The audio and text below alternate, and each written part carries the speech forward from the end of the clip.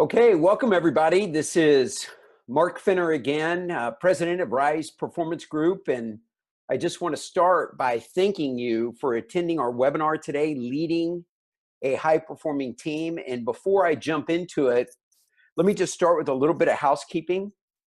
My executive assistant, Toby Beck, is monitoring today's call. So she's available via chat. So if you have any questions or any concerns or anything goes haywire during the webinar, don't hesitate to shoot her a message using the chat window. You'll also notice that if you have not downloaded it already, she has included a link to the workbook. So feel free to grab that, print it out. It's a great resource to take notes in today. Additionally, at the end of today's webinar, we'll be doing a Q&A. So I'll stick around a little bit for some question and answer. And there should be a button in your Zoom field that says Q&A. So if you'll click on that and submit your questions, I'll answer them at the end. I'll stay as late as you all need to make sure that we get all of your questions answered. And then lastly, before we get started, I see some friends. Ashley, it's great to see you. Cameron, Jean-Marc, thanks for joining today's call. If you just take a minute and in the chat window, just introduce yourself and where you're from and help everybody get a sense of where everybody that's joining today, where they're dialing in from, where they're watching the webinar from. You can put your company name or you can put what city you're in, but would love to see you participate and just let the community here know where you're joining us, from. Something else that would be great if you would in the chat field. What is your biggest challenge with leading a high-performing team? Said another way, what prompted you to dial in today? What is it that you'd like to see us get answered as we go through the program? I'd love to hear from you and see your questions. So Shakina, great to see you. Thanks for signing in. Shakia, good to see you. Ashley, Jean-Marc, Cameron, and others, don't be shy, but jump in on our community and let everybody see where you're from and what your questions are. So let's get rolling with today's webinar. And I want to kick this off with a story. The date was February 5th, 2017. The place was Houston, Texas. The time was 8 minutes and 31 seconds left in the third quarter. It was at this moment that the New England Patriots found themselves down 28-3 to the Atlanta Falcons in Super Bowl 50. The chance of a comeback seemed insurmountable. The biggest comeback in the history of the Super Bowl was 10 points, and here the Patriots were down 25. How would you respond to such seemingly long odds of success? How would your team respond? Now, as many of you know by now, the Patriots indeed did come back and they won that game, and they did it in front of millions of fans. But every day in business, teams fight to overcome seemingly insurmountable challenges. They're just not played out on national TV, and they're certainly not played out in front of an audience who can dissect every move that the players make, as well as every decision made by the coaches.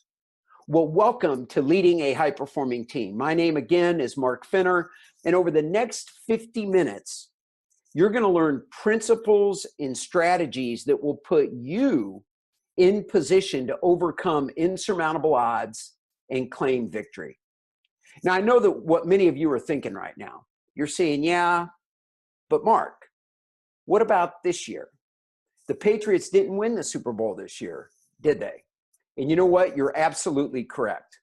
However, the Patriots did have a chance. There's no guarantee of success. I don't care how great the principles. And the Patriots were there competing. They made it to the Super Bowl, and they were competing up until the very end. And I bet if you were building a football team, you'd love to have the systems and the mindset that the leader of the Patriots creates.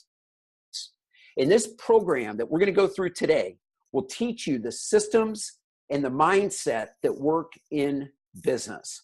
This program is designed to help you become more so you can achieve more so that you can ultimately contribute more. So let's talk specifically about what you're going to learn. So specifically, you're going to learn 3 necessary priorities that if you get these right, you're going to be met with uncommon success. Number 2, you're going to learn the keys to effective execution. How many times have you felt like you had the right strategy, you had a realistic goal or realistic outcome, but the team failed to execute on that strategy? Well, these keys will help reduce the risk of that ever happening to you again. And then lastly, you're going to learn a little known secret that will help you drive down accountability, ownership, and problem solving into your organization. Just imagine with me for a minute, how much more enjoyable the ride would be if the majority of the problems and the majority of the drama were being solved by the managers and team members that are a part of your organization, freeing you to do the high leverage activities that lead to transformation. Now, the program is built on some assumptions, 2 main assumptions. Number 1, you have to have A players. You can't win without great people. And we're not going to cover that specifically in this program, but I do cover that a lot for my clients. So if you need help in this area, reach out to us. The second is that you must have the passion and the passion to win. But I know what you're thinking now, and I can hear you as you're coming through the phone. Even though you're all muted, I can hear you here. You're saying, but Mark, you don't understand. You know, I've got these entitled millennials. I've got all this finger pointing that's taken place amongst my team and maybe amongst the organization as a whole. I've got things that are breaking that are just outside of my control. And my boss or my shareholders or my board, you don't understand. They've got these unrealistic expectations. Well, what you're going to learn today will help you deal with these and many other challenges. What you're going to learn today has the power to transform your team's performance and transform your impact no matter what industry you're in and no matter what challenges you are facing. So let's get to work. So the 3 things here, the 3 priorities necessary to create a high-performing team are, number 1, you've got to create clarity. You've got to create clarity. Write this in your notes. If you haven't started taking notes already, write this in your notes. Clarity is power. Number 2, you have to ensure alignment. You got to make sure that everybody understands what they need to do to help the team succeed, and they've enthusiastically bought in. And then number 3, you've got to be willing to champion execution. Leaders find a way to win. And it's not enough to have a great plan. It's not enough to have great clarity. It's not enough to have great alignment. We as leaders have got to champion the execution that delivers the results. But if you want magic, if you want transformation in your team, then get these 3 right. So let's break these down real quick. First of all, we create clarity by creating pop. We create clarity by creating pop. Now, there's a lot of areas that you can create clarity, but I'm going to give you the 3 that'll pop your performance.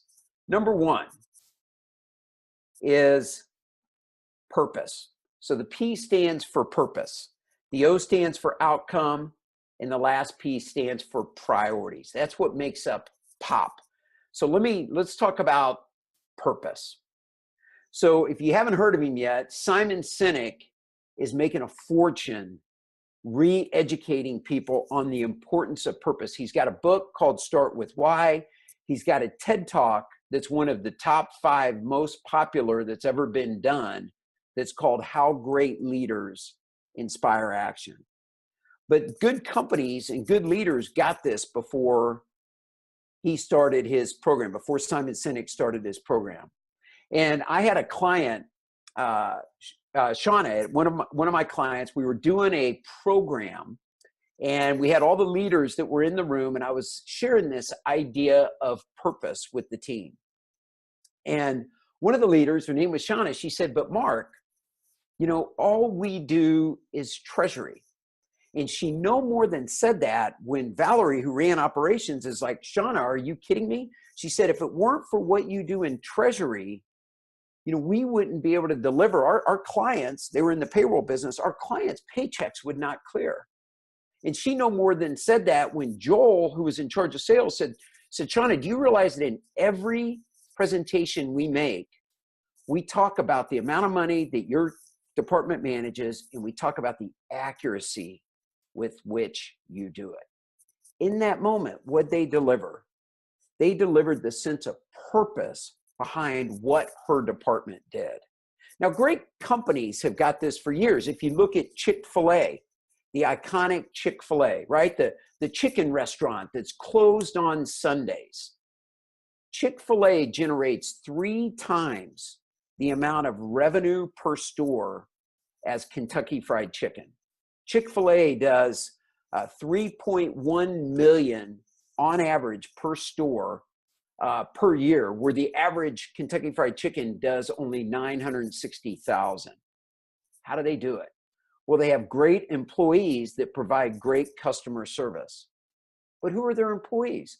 Their employees are traditionally high school kids, college students, those that are transitioning and making their way to something else in life. But what does Chick-fil-A do? Chick-fil-A sits down with every one of them and seeks to understand their hopes, their dreams, their goals. And they talk about how Chick-fil-A can serve a purpose in their journey. Their purpose is to equip and serve those kids no matter where they ultimately end up.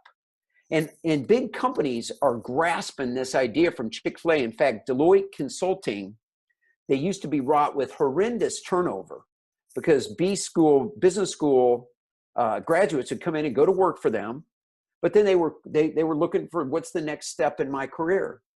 Well, Deloitte finally got that, you know what, that's what they want to do anyway. Let's serve them. Let's make our purpose about serving those young adults while they're here, realizing they may go on somewhere else, but let's serve them to the best of our ability to equip them to be the best they want to be at whatever their dream is. And guess what's happened? Their turnover has gone way down and employee engagement has gone way up.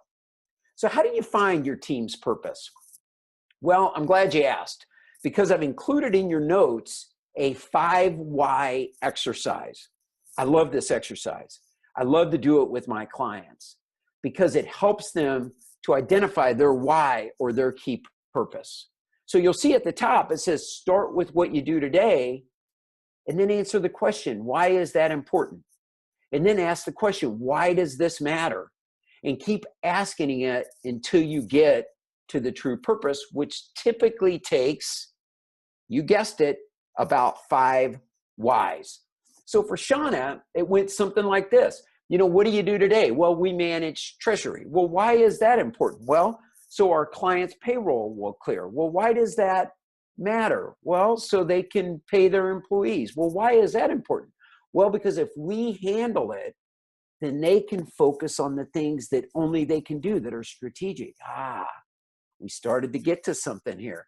I said, so why does that matter? Well, because if they can focus on the things that are strategic, then maybe they can reach their true potential. So why is that important? Well, because if enough clients reach their true potential, then we are making an impact, and then maybe we can reach our true potential.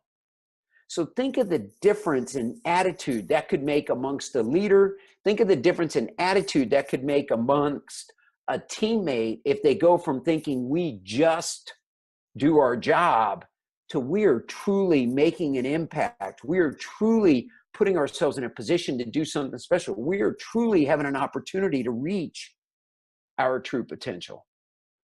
So make a commitment to do this for yourself, and then turn around when you're done and do it for your team. So what's the O? So we talked about purpose. What's the O? Well, the O is outcome. Now, I've got a buddy of mine. His name is Mike. He lives in Boston, and he is a skeet shooter.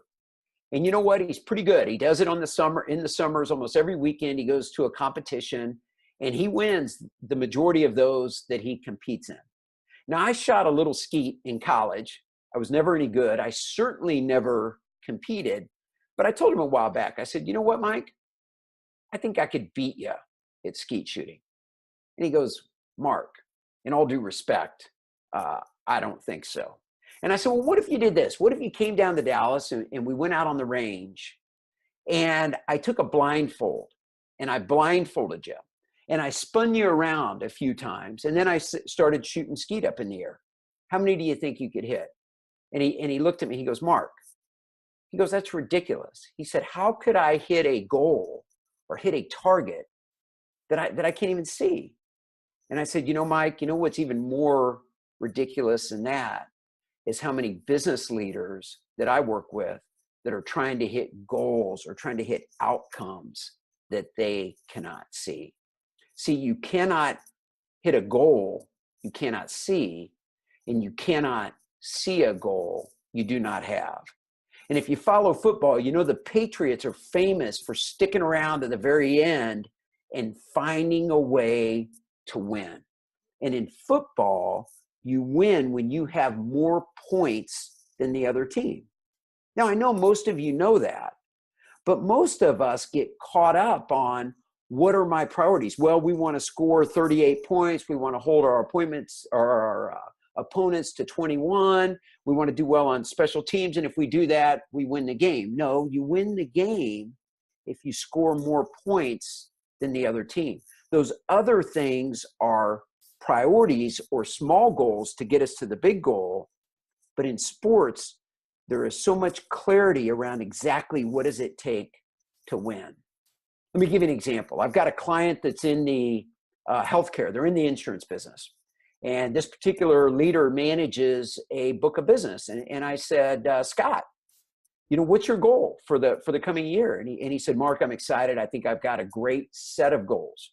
I said, okay, what are they? He goes, well, I manage a $10 million book of business. He goes, my goal is to renew 90% of it. I thought, you know, that's a pretty good goal. I know how tough their industry is. 100% is not realistic. I thought 90% makes sense. He goes, then we're going to take our team and we're going to do $500,000 worth of cross-selling. We're going to cross-sell another $500,000. Knowing his business, I thought, boy, that's a good goal. It's a stretch, but it's not out of line of sight. I thought that's a good goal. And then he said, lastly, he said, we're going to get 3% organic growth out of our existing base. I said, man, that sounds realistic. Sounds like a great goal. I said, Scott, let me ask you this question. I said, if you do those three things, what will that do to your book of business? He said, well, let's think about it. I got a $10 million book. If I renew 90%, that's $9 million. If we cross-sell $500,000, that takes us to 9.5. And if we get 3% in organic growth, that's another 270,000. That would take me to 9.77 million. And I said, Scott, is that good enough? Is that victory? And he gave me this look and he said, no, it's not good enough. He said, I've got to do at least 10, but we really, the company's asking for 3% growth. I need to do 10.3.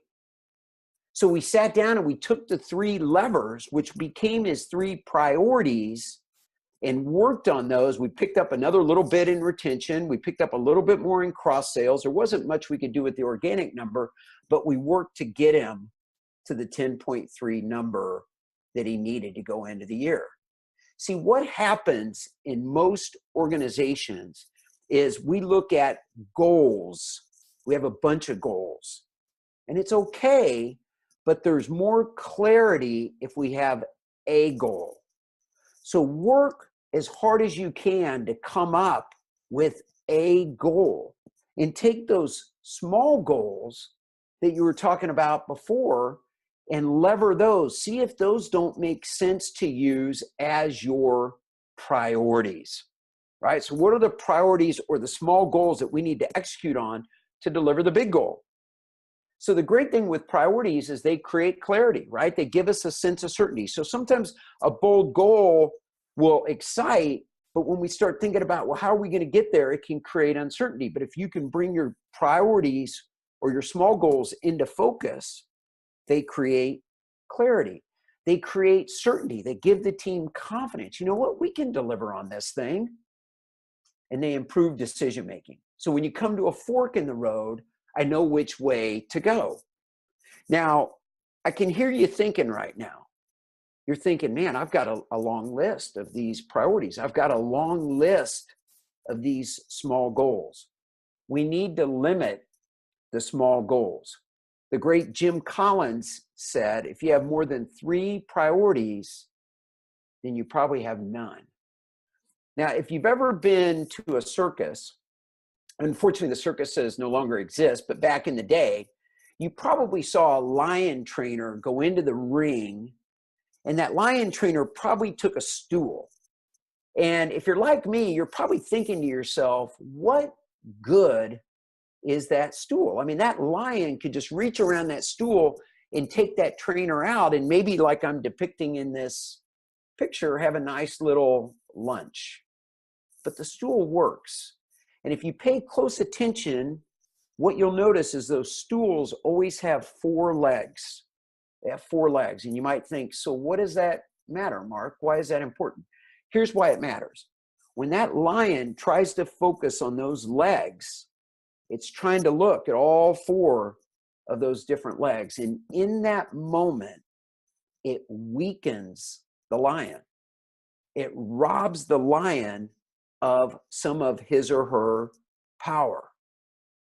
Well, I know your people are smarter than a lion, and I know you're smarter than a lion. But here's my point. If we give too many priorities, if we have too many things to focus on, we weaken ourselves and we weaken our team. Do your best to get it down to 3.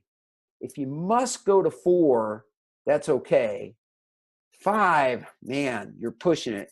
Never, ever, ever, ever have more than 5. Ideally, get it down to 3. And there's an art to building these priorities. But here's a question that can help you. Here's a question that can help you. It's not in your notes. You may want to write this down.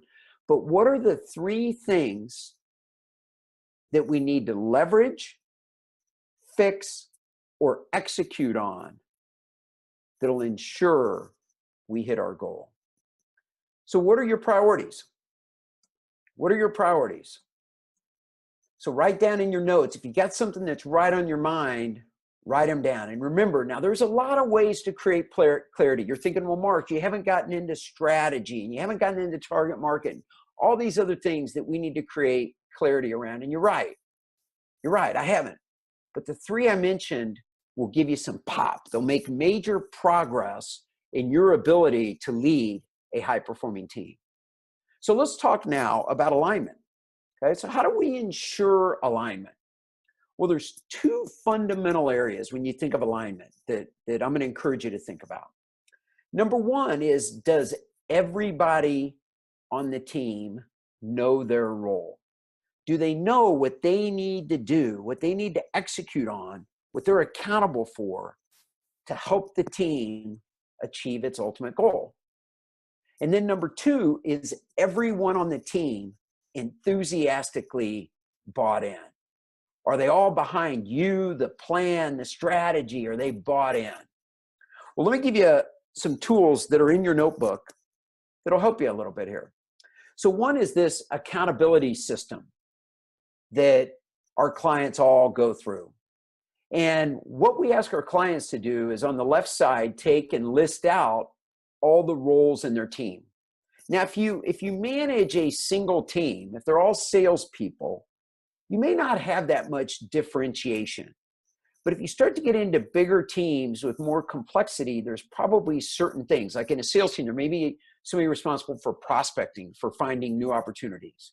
There's maybe a team that's responsible for getting those opportunities closed. And there could be a team that's responsible for turning those new clients into diehard fans.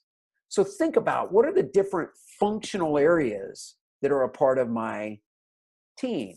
And then as you can see, what we're looking for here, once you have those, is then who is the person that's responsible for delivering on that functionality, and put a name beside all of them. And then number two is there some leading indicators or key performance indicators that we can assign so that everybody on the team knows if we're on track or off track. You know, in football, they have film session on Monday mornings. On a leadership team, we review performance on a weekly and monthly basis. And then number three, is there a profit and loss or a balance sheet item that we can associate with that really drives the accountability to our income statements. Now here's the point I want to make on this. There is a difference between accountability and responsibility. Everybody on the team is responsible for supporting and helping each other win. We're responsible as a team for getting the victory. But there should only be one person accountable for each of these processes. That's the person that owns the number. That's the person whose job it is to scream like crazy if there's a problem in terms of delivering in a certain area of our team. And so once you go through all this, you can start to look for, okay, do I have too many people in one seat? Or do I have one seat that has too many people in it? And then the last question to ask is, would I or would you knowing what you know today, would you enthusiastically rehire each person that you have in that role? It's a tough question. It's a fair question. What we're looking for here are A players that can help you execute your strategy. Now, here's three things that you can write down to help you think. Do I have A players? Do I really have the best? And an A player is the best of the best in your job for your comp structure within the confines of what you're doing. So McDonald's has the same A players as Del Frisco's does, right? It's a different environment. I'm looking for A players in my environment and our comp structure. But here's three things to look for. Number one, do they live your values? Number two, do they consistently wow you and the team? And then number three, do they self-lead? In other words, are they coming to you with new ideas of how to raise the bar?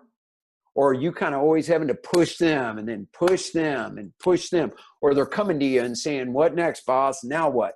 You're looking for leaders that can really help you make an impact. Okay, so we've got the right people in the roles. Now, how do we ensure that everybody has enthusiastically bought in? And in this picture, you see a guy, his name is Peter Holt. And he is the chairman and CEO of Holt Cat. They're the largest Caterpillar dealership in the world. They're part owners in the San Antonio Spurs. They're based in San Antonio, but they have a very large operation here in Dallas. And a while back, I was meeting with one of their executives, and he said, Mark, you know, when Peter built this company, he said the first thing he did was he put his vision, he put our purpose, he put our values on a board. We made a poster for him. And he flew all over to all of our offices, and man, he just hammered home who we were as a company, why we did what we did, what drove our behavior. And he said, Mark, it was so transformational that Catapult caught wind of it. And that's why Peter was able to go on the acquisition run that he was able to go on that turned us into the largest company in the world. And I said, Rick, that's an impressive story. I said, man, that's awesome. I said, you know what else I've learned about when you have a strong identity around values and around purpose and around vision is it gives you something to ask people, do you buy into it? And I said, I found it especially helpful for new managers that are now promoted out of running a team, and now they're leading the people that maybe they were buddies with or friends with before. And Rick, he said, Mark, he goes, no, we look at it on a completely different level. And I said, really? He goes, Mark, we don't ask, are you buying in? He said, we ask, do you enthusiastically buy in? And we're surrounding ourselves with individuals that enthusiastically buy into who we are as leaders, the outcome we're pursuing, and the plan that we're executing against. So I ask you the question, how bought in is your team to these three levers? You as the leader, the outcome you're shooting for, the plan, the culture that you're building. Now, some of you might say, yeah, Mark, how do I know if they're bought in? How do I know? And let me give you two things. Number one is your gut, and your gut tells you. And so right now, when you think about who's the most bought in, write that down on your piece of paper. And then below that, write, who do I think is the least bought in on my team? Or who do I think maybe is not bought in at all? The second way is to use a powerful question. And the question is to ask your teammates on a scale of 1 to 10, how bought in are you to me as your leader, to our outcome that we're shooting for, and to our plan? And I love the 1 to 10 because it gives some granularity to the answer. It's not as a binary as are you enthusiastically bought in, yes or no. And a 10 is you're enthusiastically bought in, 1 is you'd rather be out of here. But there's magic in the question. And when you hear a 7 or you hear a 6 or even an 8, even a 9, the question is, so what would it take for you to be a 10? It's a powerful, powerful question. And that question and that process will get people bought in. You'll know who's on board and who you can trust and what you need to do to get those that are on the fence over the hump. Now, some of you are saying, yeah, but Mark, I've got some people. I already know who they are, and they're not bought in. So what do I do? Well, I'm glad you asked, because I'm gonna give you an answer. We have a tool called the intentional conversation. And this is a powerful, powerful tool. I'm going to include it as a follow-up to this in the follow-up email we send you. I've got a blog and some videos on it. This tool alone has helped my clients build high-performing teams at a pace that they're like, why didn't we know this and why weren't we doing this before? So here's the intentional conversation. Take this person that your gut is telling you is not bought in and ask for, you guessed it, an intentional meeting. So it's not as part of your one-on-one. It's not while we're at lunch. It's an intentional meeting. So Joe, hey, it's Mark. I'd love to sit down and visit with you about a few things tomorrow. What's your schedule like in the afternoon? Let's schedule a meeting. Okay, it's an intentional conversation. Number 2, when you meet with them, you kick the meeting off by paying 3 compliments. Now, some of you are saying, Mark, you don't know these people I'm dealing with. There's not 3 things to compliment. And I want to caution you against that thinking. You know, if I took my pen, if I took my red little Rise pen and I drop it, it falls every time it falls. And that's an analogy because when we look at people, it takes no effort to see what's wrong with them. Anybody can see what's wrong. The difference is leaders see what's right. Leaders can find that nugget of gold. And by the way, this process works with people on your team. It works with your peers that you need to have bought in to you and your approach. And it works even with your boss. I love this question. I've coached more leaders to go have this discussion with their boss, and it's got transformational results. So pay 3 compliments. Then the question is, so what's the issue? So the transition is, so Joe, listen, I love your passion. I love how you always speak up in the meetings. I love that you're resolute in your opinions. But here's the transition. But Joe, I just feel like you're not 100% enthusiastically bought in. So you're making it about you, not about them. This significantly reduces the risk that they get defensive, which is, we don't want them defensive, right? We want them to lean in. We want to work. We're a leader. We want to get them bought in and executing in their job. So start with the 3 compliments, transition into the issue, and then listen. So Joe, you know, I just feel like you're not completely committed. I just feel like you're not enthusiastically bought in. And then listen. Now, one of two things are going to happen. Either one, they're going to deny it. Well, I don't know what you're talking about, Mark. Well, if they deny it, then you need to be prepared with an example of the behavior you're talking about. So it might go something like this. Well, Joe, I just noticed in yesterday's meeting, when we were talking about the importance of all of us thinking outside the box to help us get to the goal, I noticed that you just kind of crossed your arms and kind of looked up into the sky. It just felt to me like I was losing you. And then zip. Typically, that's all you need, and then they come clean. The other example is they come clean right from the moment. And if you call the intentional conversation and they're not bought in, they know what's going on. So most of the time, they're going to come clean. Now, most people, the reason they're not bought in is they don't feel respected, they don't feel like they're given autonomy, and they don't feel like they're trusted. Those are the three big reasons. But no matter what they come back with, you want to say, is there anything else? Is there anything else? Is there anything else? And sometimes their list is short. Sometimes their list is long. Either way, it doesn't matter. When you get to the end of the list, when they say, no, Mark, there's nothing else. No, Mark, that's it.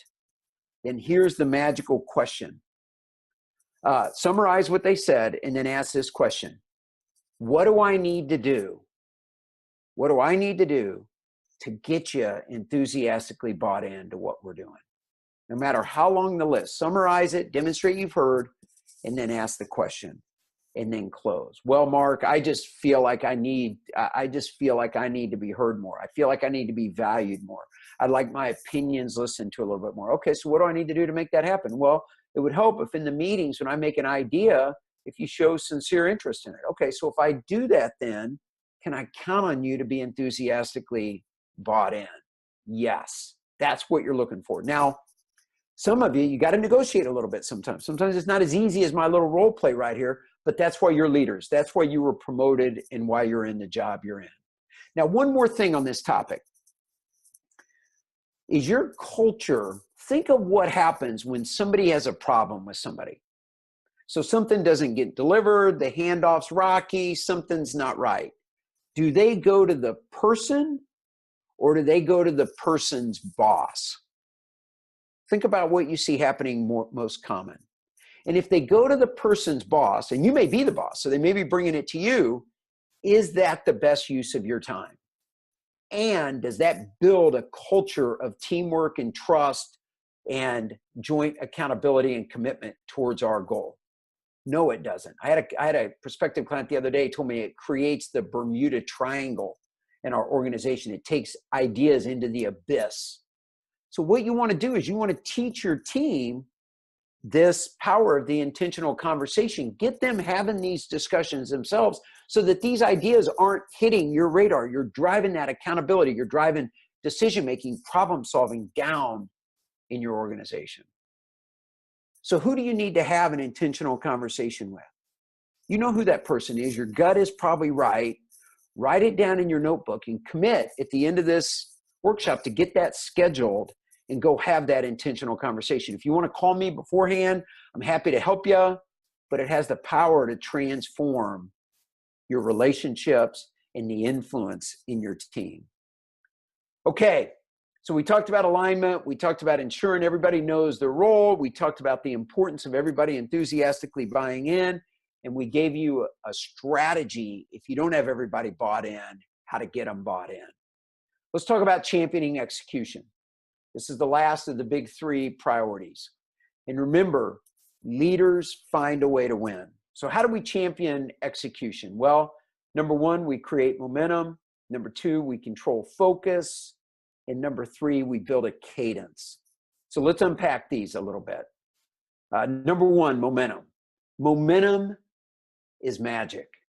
If you take this train and you think about how much energy it takes to get that train up to 40 miles an hour, and you compare it with the amount of energy it takes to keep it at 40 miles an hour, it's not even close.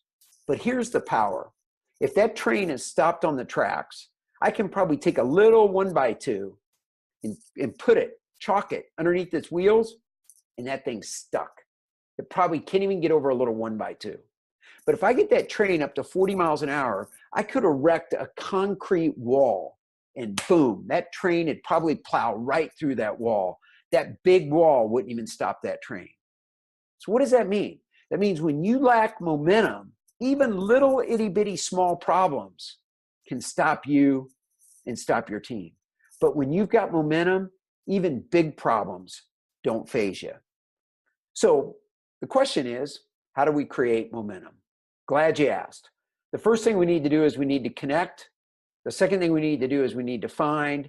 And the third we need to do is we need to control. So what do we connect with? Well, we connect with purpose. Here it is. Here's that purpose thing again. Purpose is it's a huge lever to help you generate the massive action that is the mother of all momentum. We need to find quick wins. Pursue what is easy. Get to winning. Success breeds success. Save the bigger challenges for when you've got momentum. Wait to go through that concrete wall until you've got momentum. And then number 3, control the meaning. Any major goal, any major initiative is going to be met with losses. It's going to be met with setbacks. Let those losses refine your team, not define the team. Remember, sometimes we win and sometimes we learn. So focus. Number 2, focus on what you can control. So if you think at any given time, there's 3 things that we can be focused on. 1 is what's in our control, 2 is what's in our influence, and 3 is what's out of our control.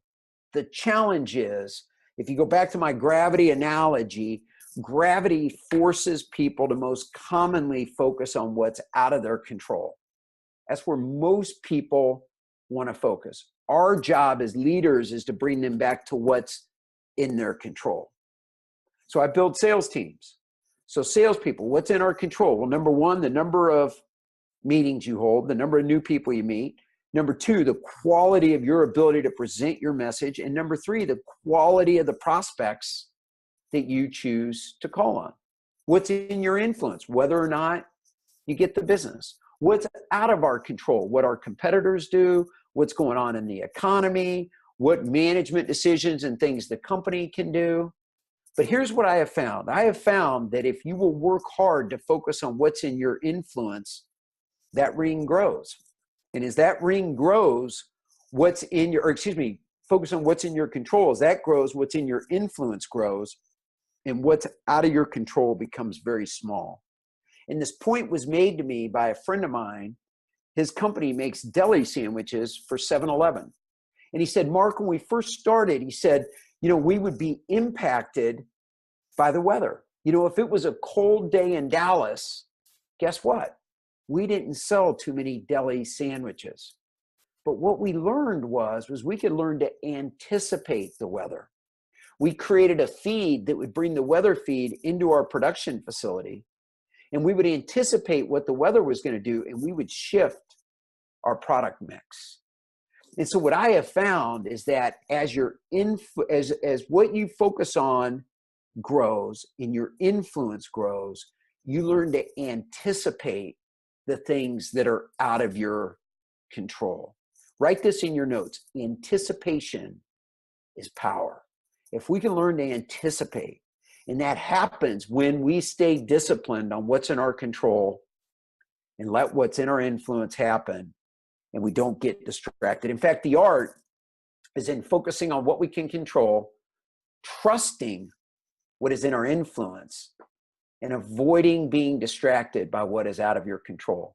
If you go back to my New England Patriots story, every bounce of the ball seemed to be going the Atlanta Falcons' way. At halftime, the Patriots were dejected. Their players were losing faith. But if you watch Tom Brady and you watch Coach Belichick, Bill Belichick on the sidelines, they kept harping, focus on what we can control. If you read their lips as they went up and down the sidelines to the players, focus on what's in our control. We can't control what's going on. I know it seems like we're down insurmountably. Keep focused on what we can control. And let's trust that we're going to get a break. If we do what's right long enough, we'll get a break. And maybe we'll get a chance to get back in. And guess what happened? That's exactly what they did, and it worked.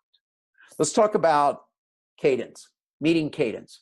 So cadence means there is a rhythm coupled with tight objectives for the meeting.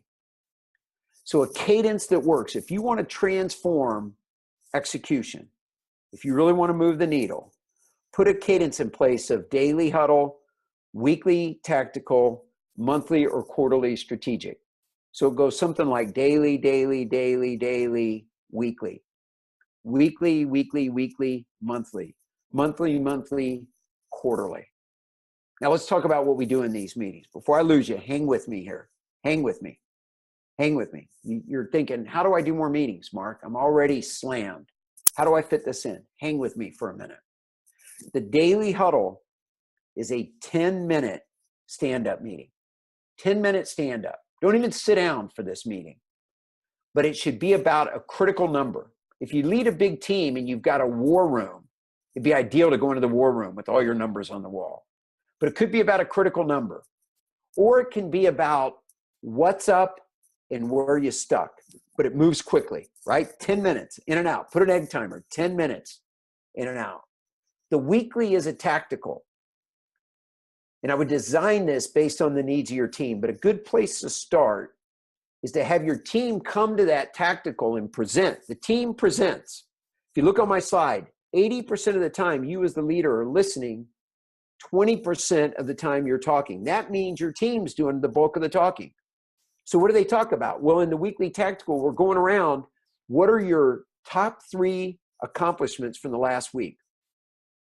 What we're doing is we're teaching them to focus on getting things done. We're teaching them to focus on results. Number 2, what are your top 3 priorities for the upcoming week?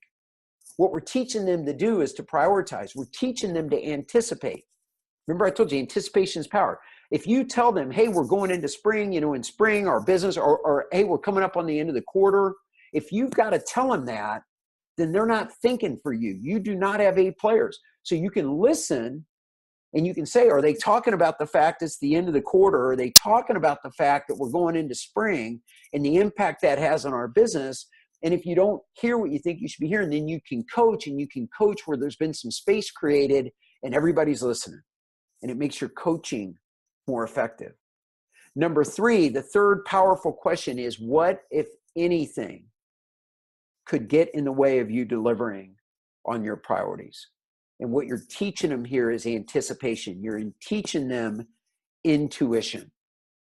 The monthly or quarterly, different departments. I like monthly and I like quarterly. I like to split those two, but these are more strategic.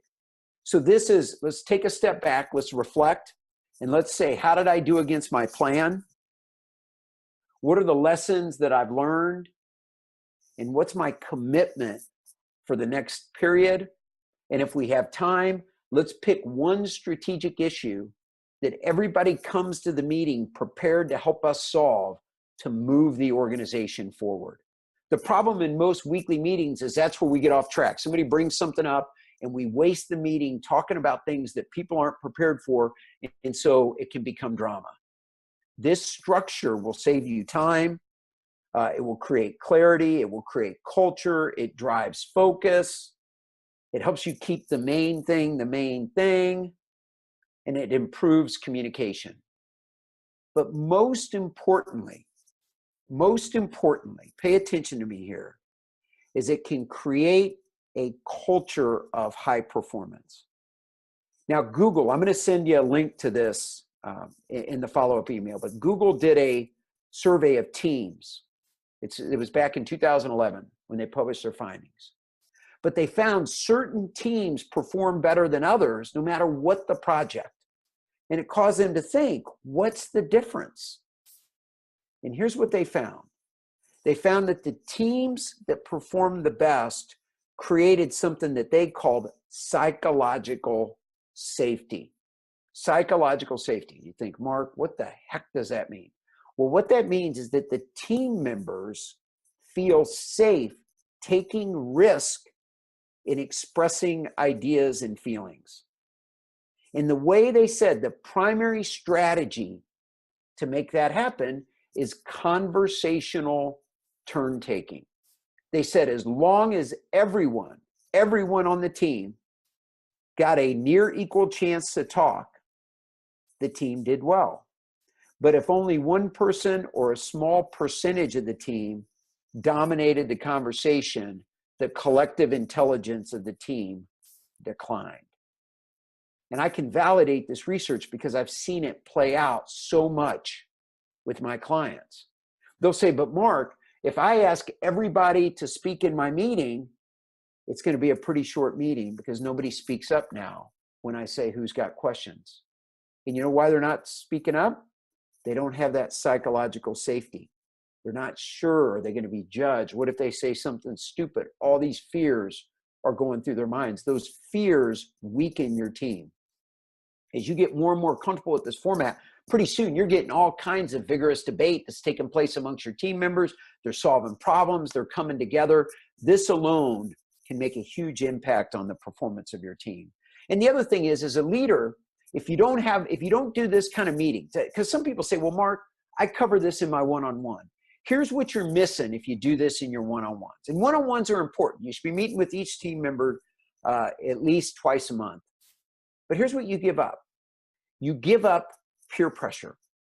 Your team members, whether you like it or not, they will do more to look good amongst their team than they will to look good for you. Number two, you're missing the collective intelligence of the team. And number three, you're giving up on the opportunity for that clear communication to confirm that we're wrapping up Q1, to confirm that we're going in to spring. Well, we've covered a lot so far. We've talked about the 3 priorities. We've talked about the 3 keys to execution. There's one small little secret that I want to put a bow on this program around. And that is, how do we drive that accountability, that ownership, that problem solving down closer to the front lines? How do we move it closer to the problems where it's best to be taken care of anyway? And number one is we create a cadence of having your team. So instead of you telling them what you need done, ask them to commit to you what they're going to do. It's a shift. Commit to you. What are you going to do? Number 2, report on how they performed against plan. Number 3, give them time to reflect. In today's fast-paced texting, iPhone, all this stuff beeping in the night at us, we're losing our reflection time. And as leaders, build it into our process. If we want to bring that habit back, build it into our process. Build a cadence around it and repeat. So what does this look like? This means once a month or once a quarter, your team is taking a look at what they got done. They're reflecting and they're thinking about what they got done last month or last quarter. They're committing to what they're going to do in the upcoming quarter. And they're talking about what they need to do to change in their approach or in their plan to deliver the result. Remember, your goals or your outcomes should be cast in concrete. The strategy can be cast in sand. I mean, if we got to change our strategy to get to the result, fine. Just don't give up on the outcome. Don't give up on the result. And the beauty is the faster you can cycle, the faster you can scale. So do me a favor, type in the chat bar, what are you taking away with? What have we talked about that you can apply when you get back to your office? What are some things that you can take action on that we've talked about today? Do me a favor and put those in the chat bar. We've talked about 3 necessary priorities. We've talked about 3 keys of execution. And we talked about this secret that can drive down ownership, accountability, and problem solving. It's that cadence. You put that cadence in place, and it can make a huge impact on the performance of your team. Now, as a follow-up, we're going to send you an email, and in it is an opportunity for you to take an organizational health assessment. And you can go to our website. We'll give you a link. You can put your team members in there. We'll send them a survey, and it's got a handful of questions that are built around 7 key areas, and you'll get a spider graph back like this with some commentary on where's your team today and where should you focus if you're looking at taking your team to the next level. So let's open it up for some Q&A. Again, if you have not done so already, please go to the Q&A tab and submit some questions. Now, I know that some of you are going to have to run. We're close to the bottom of the hour. I'm going to stay on until all the questions are answered. And so if you do have to run before we're done, I want to thank you for taking the time to be a part of our program today. I'm here to serve you. So any questions, you can shoot them to me. If you're not comfortable in the Q&A, shoot them to me via email. Pick up the phone and call me. My phone number will be in the email. But I'm here to serve you. So if I can be a resource, please take advantage of it. So Toby was asked a question, and I think these might have come in through the Q&A, or they might have come in from those that asked before we started the program. But her first question is, I have heard a lot about Patrick Lencioni's 5 dysfunctions of a team. How does your model compare? And that's a great question. I'm glad whoever asked it, I'm glad you asked it. And Patrick Lencioni's model is really becoming the industry standard. So if you've not picked up his book, if you've not really analyzed his model, I highly recommend it. We are creatures of habit. And I know personally that it took me a while to focus on what I can control, learn to trust what's in my influence, and avoid being distracted by what is out of my control. And the one thing that has helped me the most was using questions, using the power of questions to control my focus. And I found that that if you can use that power of questions of what do I need to do to build more trust in my team? What do I need to do to, when you go around the room and you ask people to submit to you, what they got done last week, what are their top priorities for this week, you're building that psychological safety net like we talked about. And if you'll do a good job of creating that in your team, then you're going to have a higher probability of building that trust. And I would highly recommend going through Patrick's materials as well. And if you have an interest in that, that is certainly something that we can help you with. Another good question here. How will I find time for another meeting in the day when everyone is already so busy that they can't get everything done? Well, this is another great question. And once your meetings are effective, you're going to find that they're going to buy back time for you in your calendar. The additional focus, the reduced wasted energy, and your presence will inspire the team with more intentional action, and the planning for the meeting will create new habits. So if you think about that, the challenge today is we're like, a lot of us are like ping pong balls in a ping pong ball machine, because we're being hit with different stimulus all the time. So the process of going through that reflection and really thinking through, what am I learning? What strategies are working? What do I need to shift in my strategy to be more effective? Will help you build a stronger team, and will help buy back time, will help reduce the number of questions that you deal with throughout the day, allowing you to be more effective. Good questions here. Good questions. Let me see. What is the relationship between culture and high-performing teams? So I'd like you to think about culture as a magnet in your organization. It's like a magnet, and it has the power to pull people up to the best version of themselves. It also has the power to pull people down. And there's no power. What I have found is there's no power in human psychology greater than our need to be consistent with the expectations of our peer group. So if our peer group is high, we will work hard to live up to those expectations. Again, if our peer group is low, Very few people, now some will, but very few will rise above the expectations of the peer group.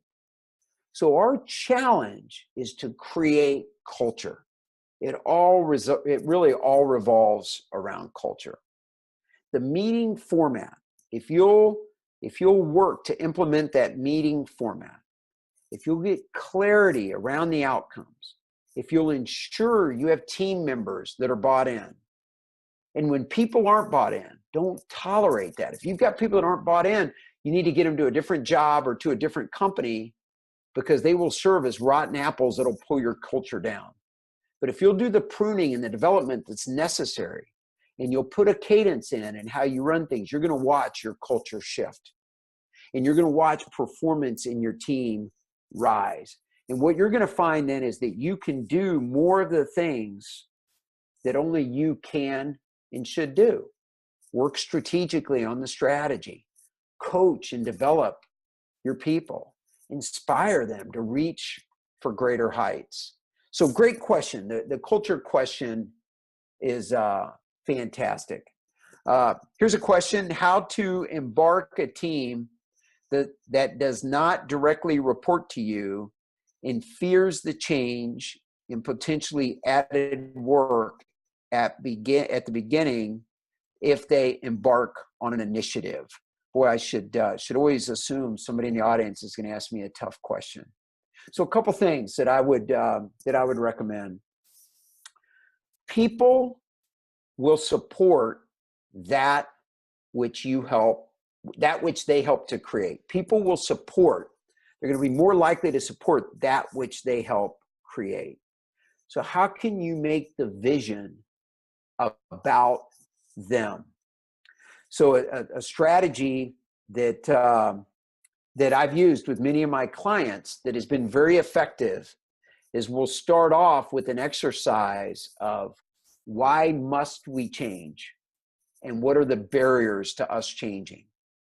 And I love to do this exercise. It gets people involved. But if you ask people why we must change and you put them in small groups, oftentimes they'll come up with great ideas, great reasons why change isn't just something we should do, but why we must do it. And what you'll find is when you go through the barriers, a lot of times the barriers are all fear of change related. You'll see a trend in there. Then number two, ask them, if we're going to change, what should that outcome look like? Create that clarity around what is that desired state. Now, you may have an idea in your mind what you want that desired state to be, but facilitate them coming up with their ideas. And if you have specific questions, I can help you in this area of how to use really targeted questions to come up with what that vision would be. And then I would have them work as a team to develop the priorities and the projects around how we do that. And in a way that I've done that's really been effective is have each team member give them 3 Post-it notes and say, write down what are the top 3 things that we need to do to make this objective a reality, and have them write them on their sticky notes, 1 on each note. And then have them come up and paste those on the board at the front of the room. And then get a volunteer to come up and take those notes at the front of the room and organize them into logical groups. And what you're going to find is oftentimes they'll organize them into 3 or 4. Sometimes you'll have kind of an abstract group that doesn't fit anywhere, but get them down to 3 or 4 key priorities that we need to focus on to deliver that outcome. So number 1, get their mindset ready by change with the change example that I talked about. Why must we change and what are our barriers? Number 2, get them to come up with what the new outcome should be. What should that look like? And then number 3, get them to buy in. What should the priorities be to deliver on that outcome? Great question. Thank you for asking. Okay. Any other questions? Any other questions? Okay. Great job. Great job. Thank you very much for attending. It's truly a privilege to serve you. Continue to rise up Continue to lead with passion, and don't hesitate. Click on our link, reply to the email. If I can be a resource at all, I'd love to serve you. Thank you very much. Have a great rest of the day.